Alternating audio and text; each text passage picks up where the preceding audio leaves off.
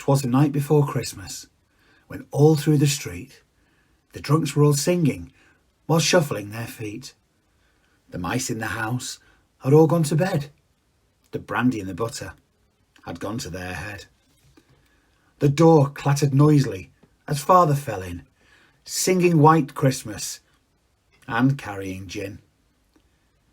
Alone in the kitchen, mother was rapping, while the dog in the backyard was cold and was yapping. When father came in with a drunken wet kiss, he said, "Hang on there, love. I just need a piss." Upstairs all the children were tucked up in bed and thinking of a jolly man all dressed in red. Father stood waiting for the toilet to come round. Then he shook off the drips and fell to the ground. As drunk as he was, father kept the tradition of dressing as Santa, a man on a mission. Smelling of beer and eating a pickle, he went over to mother and asked for a tickle.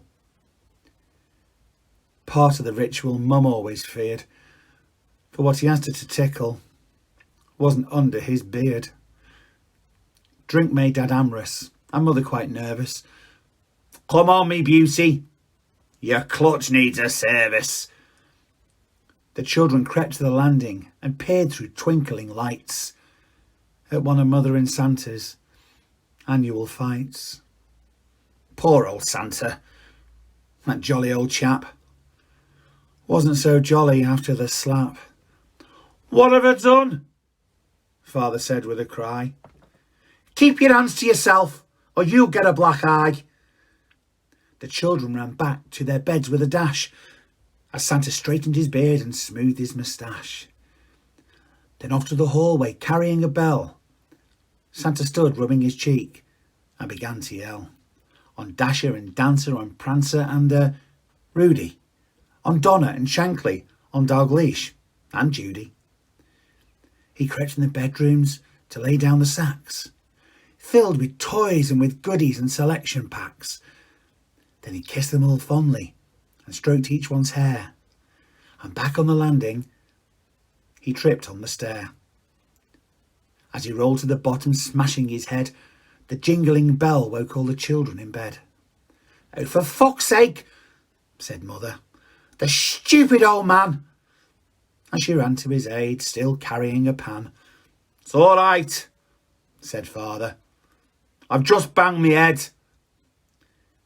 "Do me a favour and just go to bed," said mother quite coldly and stifling a yell as she cursed and she swore and picked up his bell. Father grumbled and stumbled and headed to bed, farting and swearing and rubbing his head. "Oh, what a life," said mother with a sigh, struggling to cope as the years passed her by. "Had Santa been, mother?" the children called out. "It was your drunken father, just larking about. Now go back to sleep, or he'll pass the house by." And she went back to the kitchen and started to cry. Christmas for mother is the same every year.